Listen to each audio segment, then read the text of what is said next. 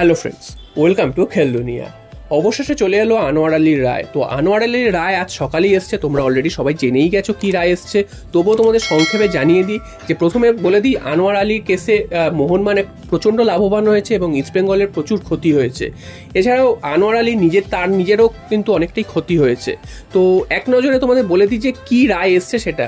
তো আনোয়ার আলীর কেসটা যে ইস্টবেঙ্গল আনজাস্ট একটা চুক্তি করেছিল, অর্থাৎ বেআইনি বা অবৈধ একটা চুক্তি করেছিল, সেটা প্রথমেই প্রমাণ হয়েছে এবং এটা দিনের আলোর মতন স্পষ্ট, এখানে কোনো দ্বিমত নেই। এবং ইস্টবেঙ্গলও সেটা স্বীকার করে নিয়েছে যে তারা আনজাস্ট একটা চুক্তি করেছিল। তো সেখানে ইস্টবেঙ্গলের বিরুদ্ধে যে একটা রায় যাবে বা ইস্টবেঙ্গল শাস্তি পাবে এবং আনোয়ার আলী শাস্তি পাবে, এটাও সবাই জানতো। তো কী শাস্তি পাবে, কী রায় আসবে, সেটা নিয়ে কিন্তু সমর্থকদের মধ্যে একটা আগ্রহ ছিল এবং অনেক দিন ধরেই তারা অপেক্ষা করছিল কবে রায়টা আসবে, কারণ এতদিন সময় চলে গেছে, রায় আসবে, আজ আসবে, কাল আসবে করে এতদিন আসেনি। তো অবশেষে এসছে। তো তোমাদের সংক্ষেপে জানিয়ে দিই যে রায় কী এসছে। এক নম্বর রায় হচ্ছে ইস্টবেঙ্গলকে জরিমানা দিতে হবে মোহনবাগানকে, অর্থাৎ ইস্টবেঙ্গল 12.90 কোটি অর্থাৎ 13 কোটি টাকার মতন ফাইন মোহনবাগানকে দেবে। এছাড়া 2 নম্বর হচ্ছে আনোয়ার আলী, তিনি কিন্তু 4 মাসের জন্য তিনি ব্যান হয়েছেন, অর্থাৎ 4 মাস তিনি খেলতে পারবেন না, তার সার্ভিস কিন্তু ইস্টবেঙ্গল পাবে না। 3 নম্বর হচ্ছে ইস্টবেঙ্গলের 2টো ট্রান্সফার উইন্ডো ব্যান করা হয়েছে, অর্থাৎ 1 বছর প্রায় তারা কোনো ট্রান্সফার উইন্ডোতে কাজে লাগাতে পারবে না, অর্থাৎ জানুয়ারি ট্রান্সফার উইন্ডো যে শীতকালীন ট্রান্সফার উইন্ডো সেটা কাজে লাগাতে পারবে না, এবং সামনের বছরেরও যে মেন ট্রান্সফার বা সামার ট্রান্সফার উইন্ডো সেটাও তারা কিন্তু কাজে লাগাতে পারবে না। তো সব মিলিয়ে একটা বিরাট ক্ষতির সম্মুখীন হয়েছে ইস্টবেঙ্গল।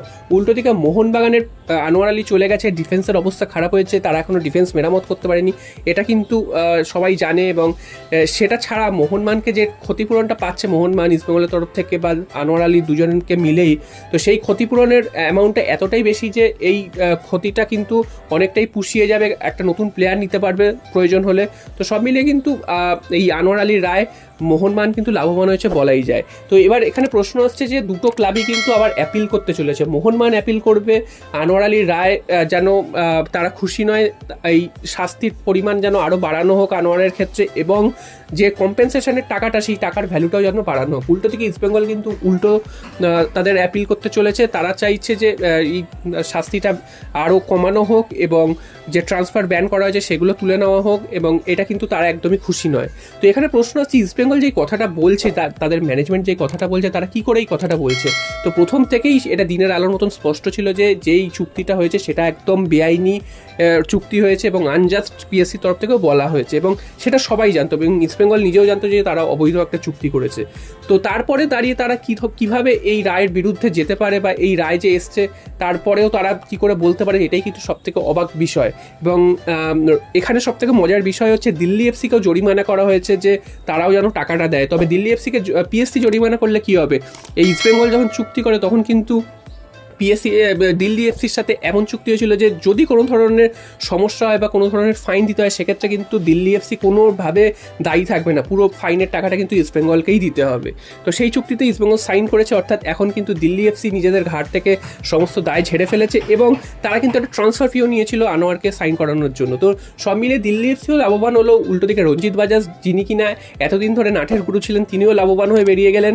মোহনবাগান ক্ষতিপূরণ পেলো, হয়তো প্লেয়ার চলে গেছে, ডিফেন্সের একটু প্রবলেম হয়েছে, ঠিক আছে, মোহনবাগানও লাভবান হলো, ফেসে গেলেন কিন্তু আনোয়ার আলী এবং ইস্টবেঙ্গল।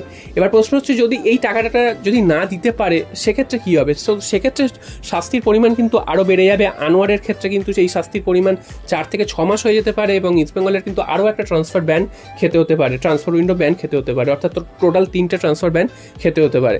তো এইভাবে যে এই যে রায়টা এসছে, এটা কিন্তু সত্যিকারের একদম ভালো একটা রায় এসছে বলা যায়, কারণ এই ধরনের ঘটনা যদি অন্যান্য ক্লাবের সাথেও ঘটে তাহলে একই জিনিস করা উচিত, কারণ এভাবে যদি একটা প্লেয়ার চুক্তি থাকা অবস্থায় অন্য ক্লাবে চলে যায় সেটা তো একদমই বেআইনি, এবং এটা যে কোনো ক্লাবের ক্ষেত্রেই হতে পারে। এটা ইস্টবেঙ্গলের প্লেয়ার হলেও অন্য ক্লাবে যদি চলে যায় তখন কি ইস্টবেঙ্গলের ম্যানেজমেন্ট ছেড়ে দিত বা ইস্টবেঙ্গল সমর্থকরা ছেড়ে দিত, তো সেটা নয়। তো নিয়ম সবার ক্ষেত্রেই এক, চুক্তি থাকা অবস্থায় যদি অন্য ক্লাবে যায় এবং সেটা এনওসি না নিয়ে যায় সেটা তো একদমই অবৈধ, সেটা সারা বিশ্বের ফুটবলেই প্রযোজ্য।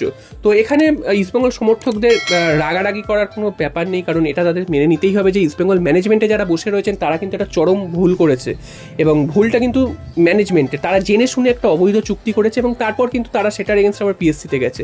তো সব মিলিয়ে খুবই হাস্যকর একটা বিষয় ইস্টবেঙ্গল কিন্তু ঘটিয়েছে।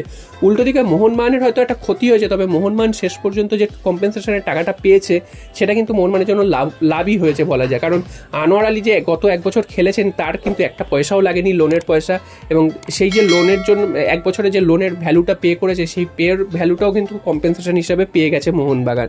এবং সব মিলে কিন্তু ইস্টবেঙ্গলকে 6 কোটি এবং আনোয়ার আলীকে 6 কোটি দিতে হবে, টোটাল 12 কোটি। তো এইভাবেই হিসেবটা হয়েছে। সেক্ষেত্রে আনোয়ার আলী যদি দিতে না পারে সেটা কিন্তু পুরোটাই ইস্টবেঙ্গলের ঘাড়ে পড়বে এসে।